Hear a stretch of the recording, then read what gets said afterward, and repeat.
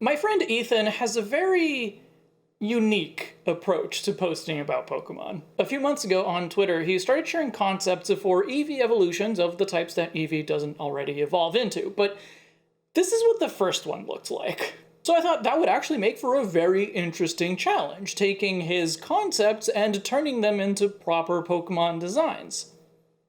Here's how it went. Before we get to Spikeon, I'd like to introduce myself. It's Ethan. I'm really into the Pokemon series, and yeah, so this was a lot of fun to do. We're gonna show all of them now, starting with Spikeon, the Steel evolution. Spikeon. I have a thing with Steel type. I feel like it's too defensive, and I want to see more offensive Steel types. I know they exist. I know Durant exists. I know Zacian exists. I'm sure there are many other examples. I wanted to make one that is a bit more in the Durant mold. Also like Kartana. Oh my god! There it is. There's Spikeon. It looks a lot different from mine. I don't think you use the same method of drawing here that I did, but that's gorgeous. But the first thing that comes to mind is that it is similar to, but different enough from Jolteon. Do you also get Jolteon vibes, at least from the body? Now that you mention it, yes. I wasn't looking at any specific Eevee evolution for most of these, but yeah, so where you got me was with the ability Foil Me Once. So I was like, okay, this is not just a Steel type, this is a aluminum foil evolution. Oh, yeah. So the ridge of spikes on the back is like where you tear the foil, and and the collar is also foil, but it's like crumpled foil, and yes, crumpled to give it some texture, because at first I actually had it as, you know, just like a smooth sheet of foil that goes around the neck, and that looked okay, but it giving it that crumpled texture just makes it more visually interesting. Meet Spectreon. This one is just a pure shitpost. How do I describe this? What was I thinking? What were you thinking? So I was trying to get 3 shiny Ghastlies for my shiny living decks. I kind of was also thinking about eeveelutions, and it just came together. Like, I was thinking, what if Ghastly had a different face? Oh my god, it's a Flareon that's ghost. Okay. That's how Indigo described it as well. It's a dead Flareon. A dead Flareon. Rest in peace, Flareon. Thank you for your service. Okay, and I can see how from the from a certain angle, right? The my kind of joke image would be its face. Like if you had a close up of its face completely centered. Yeah, or just if you're looking at it from the front, or maybe if it's like lying down with its legs, you know, tucked in the way animals do. Yeah, you would just see the big flowing fluff. I wanted to give the fur that image of ghostly, flowy energy, but still have it be believably fur. So you can imagine that there's still like actual legs and bones inside of all of that. And is it safe to say that like you took a bit of like Zoroark or Hisuian Zoroark? Not consciously, but probably subconsciously, yeah. Yeah, because obviously Ghost Fox thingy. Yeah. I'm a huge fan of that those designs in general, so this one has my heart for sure. Here is just a wonderful, great work of art. I hope you love it as much as I do. Bottleeon. When I think of poison, I think of a bottle, whether that's an alcohol bottle or, you know, a bottle of like a bit more sinister poison. A quadruped could have a body that is a bottle. Oh, that's beautiful. It keeps the bottle. It keeps the colors.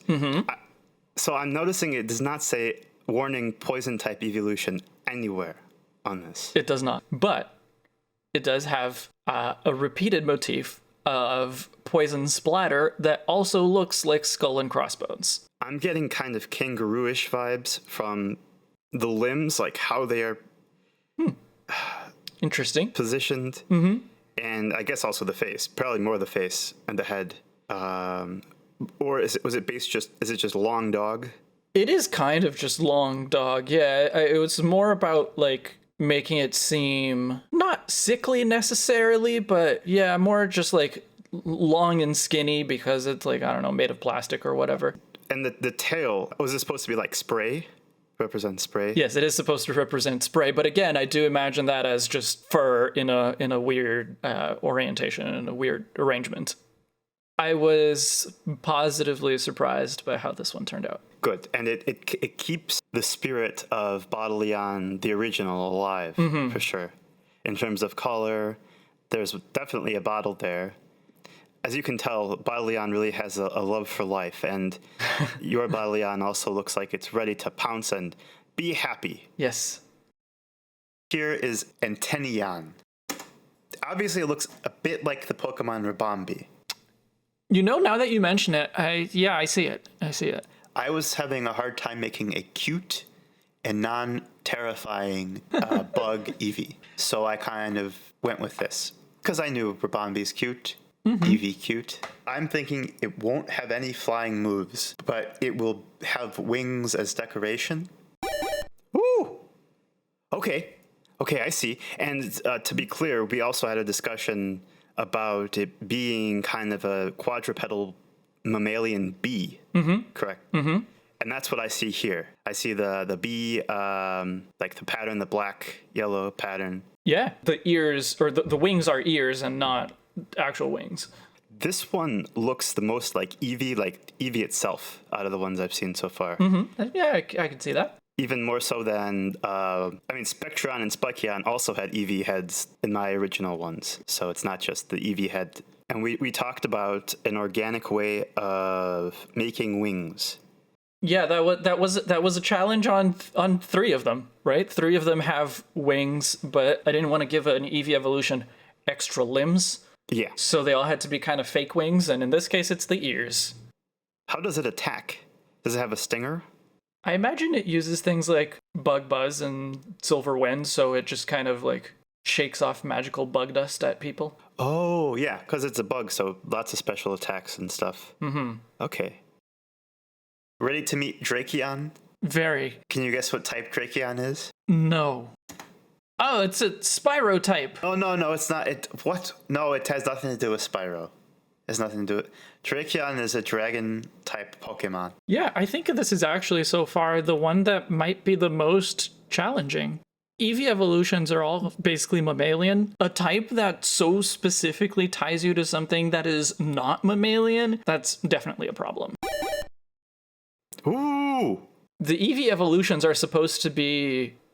They're like the quintessential creature of that type, right? So it was really difficult, in part because you gave me Spyro with an Eevee head, and in part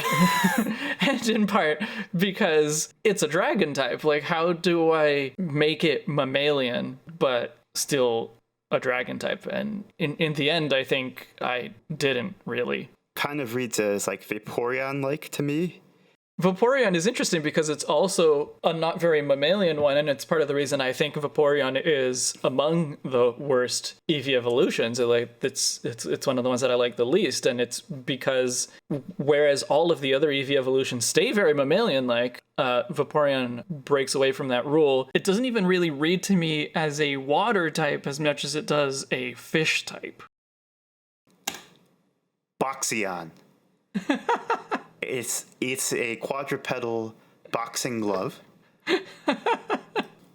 I want to see a boxing glove Eevee. The challenge that I'm seeing looking at this is, how do I do the neck? How do I give definition between the head and the body when the head and body are supposed to be a boxing glove? Oh, it's so cute! Look at the little head. Or the big head. It looks like a Fall Guys guy. You know Fall Guys? Or an Among Us guy. Sure. This is going to be a hit. Oh my god. The first thing I'll say is it's missing a few belts. A few championship belts. But... Yeah, I changed the championship belt on the legs to weighted bracers. Like what Primeape has, right? Amazing. As you can see, it is shaped like a boxing glove. You know, it even has the like thumb part behind the head. I imagine it attacks by just like literally ramming face first into its enemies. Like it probably has some kind of takedown or double edge that is fighting type as its signature move. Exactly. And so it get black eye. I also imagine it a bit as like a tank, like with the rope-a-dope ability, and I can see it taking hits, or at least with that body, like that's also what a glove is for in a way to like. It's very well padded. Yes. Yeah, I love this one. I feel like you really took my ridiculousness with this one and made something out of it. I'm really happy with how this one turned out. It stays quite mammalian as well. It reads very much as a cat. Yeah, a cat with a lot of neck and head fat and fur. Exactly. There's Soreon. Something like Griffinesque in a way. Flowing in every element. Lots of action. I'm thinking it's a special attacker, basically. It wants to stay away from everything. And are those Mega Absol's wings? Yes. Cool. That works well because Mega Absol's wings are fake wings as well, so... Oh, look at it! I love the face! It has like hawk eyes, like it's standing from a perch. Sure. High atop a mountain, staring down, and hopefully not planning to fly, because I assume it cannot fly. Oh, I assume it can... I think it can airbend. Okay. You know, again, it can fly with magic, and it does have wing-shaped fur. What you gave me is essentially an Espeon, Latias, and Mega Absol fusion, and what you got is basically an Espeon, Latias, and Mega Absol fusion. You left out Jolteon's legs. I mean, in your description, but not in the actual final thing. And it does look like a griffin in the end, right? And like, it's a mammalian with bird features. So yes, it's a perfect basis for an Eevee evolution that is a flying type. Meet Quakeon. Ground type evolution would actually make a lot more sense than a lot of them, considering Eevee is part bunny and bunnies burrow. For its body, for its texture, kind of like an earthquake. What an earthquake looks like, I don't know. I can picture this as something that's in the middle of like bursting out of the ground in the like using dig. Yes, exactly. Dig is exactly what I was thinking of. Yeah.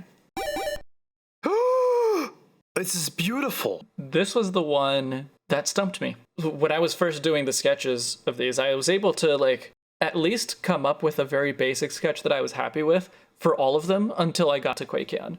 And then everything that I tried didn't feel right. And so I was looking at like burrowing rabbits and things like that, and I just wasn't able to come up with something that I thought worked both conceptually and visually. So my Quakeon is not coming out of the ground exactly. When I gave up on making it come out of the ground, literally, I was able to come up with a more viable idea where it can like... Did you watch Dune? The new one? No. Okay. No. Well, there's a scene where Paul and Jessica are running away from a sandworm, and the sandworm is able to swim through the sand by making vibrations that essentially turn the sand into water. It like makes it behave like water, and so there's even this beautiful part where the sandworm is coming. They just make it into this like rocky outcropping, and then the sand crashes into the rock like an ocean wave, and it looks exactly like water, but it's sand. And so that's part of where I got this idea of just like, it's not so much a digging Pokemon, which is what I was thinking at first. It's more a vibration Pokemon. And so it can cause earthquakes, but it can also just cause the earth and the sand around it to like liquefy, basically. The last one of which I have a drawing. Sphinxeon. So I'm thinking this is the slowest of all the eeveelutions. It's powerful. I kind of wish I could have given it a psychic typing as well, because I'm thinking of it using its mind. Yeah, because like if it's a Sphinx, it would probably have some kind of riddle related move or something to it. Yeah. Ooh! It's like the Sphinx. Yes. The first thing that comes to mind is that it's very Sphinx. The Eevee parts of it are relatively limited relative to every other one here. Mm-hmm. Does that sound like a fair assessment? Yeah, this was definitely another challenging one. Mm-hmm. Like, it still has a basic Eevee shape. It has Eevee eyes, you know. Mm-hmm. I gave it short ears instead of long ones. Like, if I gave it long ears, it probably would have helped to make it look more like Eevee. But for a rock sculpture thing that is, you know, it's really large, it seemed to me that short, stubby ears would be more stable within the Sphinx context than if I gave it really long ones. So yeah, the color scheme. May I ask about that? Well, blue and gold is like the Tutankhamun mask color scheme, right? But I also thought, so obviously there's like the Egyptian connection there. But I also thought that putting in the blue would help to bring out those slightly psychic type elements that we talked about. So here's Morpheon. I'm thinking of it like as a kind of a cast form ditto thing. Its ability is about changing weather, changing properties, and it changes type based on its surroundings. And by changes type, I do not mean that it becomes a Vaporeon if it's in water, but that there's some subtle design changes to represent that.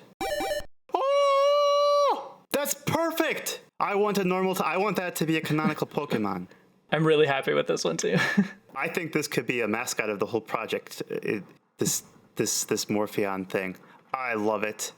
I started off just by drawing Eevee, and then I made it a little bit like longer and stuff to actually look like an Eevee evolution. I basically just used what you had as a reference to like modify it. So, you know, the Eevee hair turns into this big flip that's inspired by the cast form. The Ditto body was the tough part, but I thought back to when I did the redesign of Arceus, where it has parts of the body that are just like normal physical animal kind of deal. And it also has parts of the body that are just nondescript energy that can manifest into any type. And so obviously in that case, I'd gone with black mass. That wouldn't be appropriate here, but a pink ditto-y, gooey blob part, that seemed pretty appropriate. I put all kinds of colors. I made it base pink because it was ditto, but I also put all kinds of colors in it to give it a kind of opalescence, iridescence to it. And that also kind of signifies the possibility, the change. Because we discussed that its ability would be that it changes type based on the environment, right? So I imagine that just like if you send it out in the ocean, the ditto parts will essentially become water. If you send it out in the desert, the ditto parts will become sand or whatever. So like it'll just change into anything. Yeah, and then the eye, I actually pulled from my new 151 redesign of Eevee, where because all of the Eevees have this like highlight in the bottom part of the eye, and all of the Eevee evolutions have that. And usually it's just like a lighter part of the eye color, but when I did the redesign of Eevee, I wanted to signal the possibilities in its eyes, and so the highlight at the bottom was the colors of the three Eevee evolutions that we did in the new 151. So it's like blue, yellow, and orange. So obviously I didn't want to do like I didn't want to give it colors in the eye representing every single Eevee evolution that exists. But I thought going for an RGB scheme to just represent everything, because, you know, with light, you make every color out of RGB, different values of that. So it just kind of represents everything. And it's a normal type that's really an everything type. So that seemed appropriate. Were there anyone that you're kind of disappointed by that didn't quite live up to your vision? Well, no. The vision is so vague or scuffed. The intention was for it to become what you wanted it to be. So all of my quote-unquote disappointments are with me, Ethan.